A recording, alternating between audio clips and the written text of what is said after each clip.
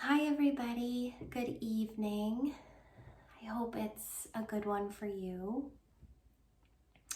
I just felt compelled to spend a couple of minutes talking about this giant concept of time and what is your time really worth to you?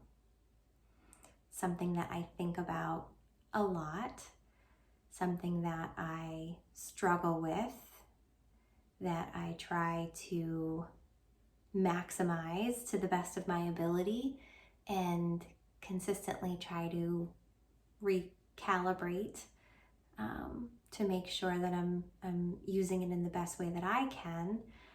Because when we look at the container of our lives, it's really all about this perceived time. You know, it's the standard measurement that we use to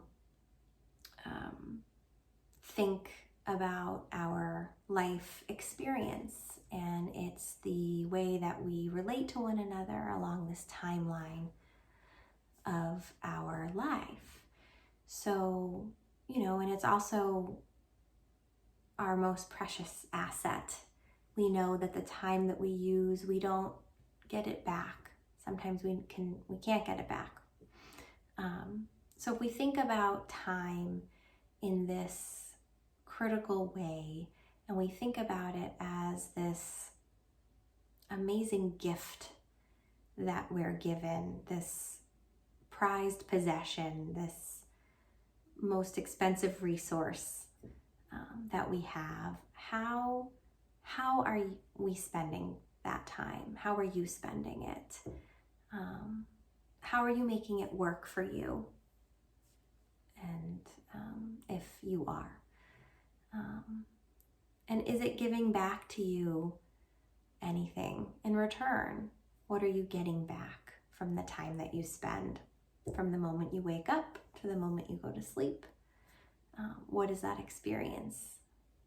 Because we know that matters. This is life in front of us, where we only have this present moment in front of us. So, and as somebody who has been a working mom and has now shifted to being home with my kids, I always thought I'd have more time.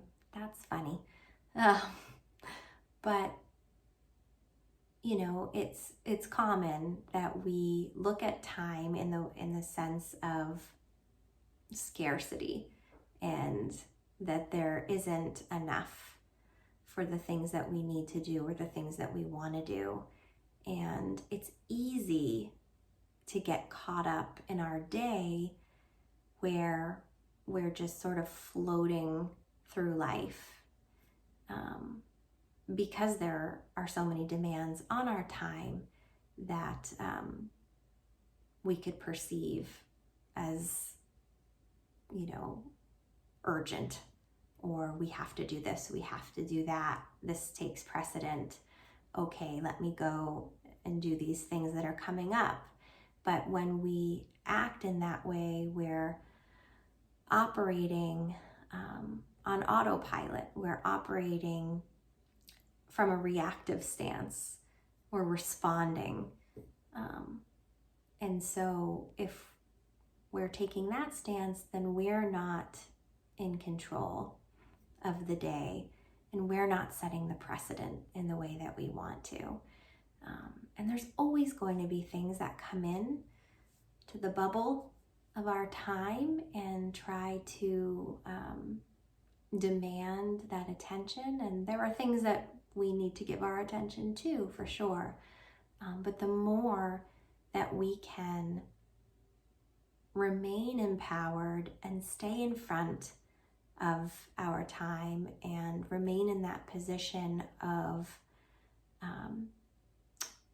being proactive instead of reactive, that is how we will reclaim our power and our intention. And that is how we will reclaim our freedom and eventually our peace as well. So if you feel like you're lacking time, and we're going to do some of these exercises in my 4-day challenge, which starts on Monday, November 16th. So sign up if you haven't. The link is in my bio.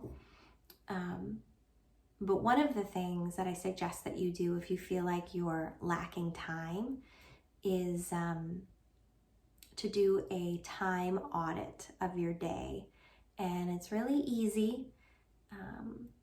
It's what you're going to want to do is just have a notepad with you throughout the day, and maybe for 1 or 2 days, you really just jot down everything that you are doing in the moment. Every little thing, literally everything. So from the moment you wake up to the moment you go to sleep, what are you doing? And how long does each action take? Your shower, your getting dressed, your meals, your commuting, all the things you're doing. Because we don't really pay attention minute by minute. We're not living in that conscious brain throughout our day to really have a good handle on what we're working with. And it's so empowering, and it's really fascinating to sort of like see within all of those hours and all of those minutes what you're truly doing. And then when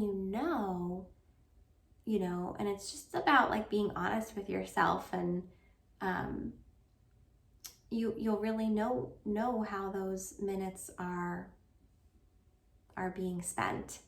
And I think it's really important, besides doing the strategic audit and really just looking at that in a practical way, it's important to feel in your body what your energy was like during all of those tasks. Because you could have been watching TV for an hour, but if you felt awesome doing it, and it was it was like an adventure for your mind, or it was helping you to relax, and felt like self-care, then that's an hour worth spending. But if there are other things that then you look back on and realize that didn't feel good, or why does that take so long? Can I get some time back if I, make some changes to this? And it really can be a great experience, and something that you can have some control over, for sure. And so I just pose that question to you. What is your time really worth? And take some time to evaluate it, assess the situation, and get clear on it. Because it could make all the difference. It could uncover some opportunities for big changes. It could uncover small opportunities, little shifts or tweaks that just feel really good in your day, and it puts you back in the driver's seat. So I hope you enjoyed this time, and again, I would be so excited to have you be a part of the challenge on Monday. It's the 4 Days to Sustainable Self-Care Challenge. We're going to talk a lot about time. We're going to go deeper on that concept. So I thank you for listening, and I hope to see you there. Have a great night.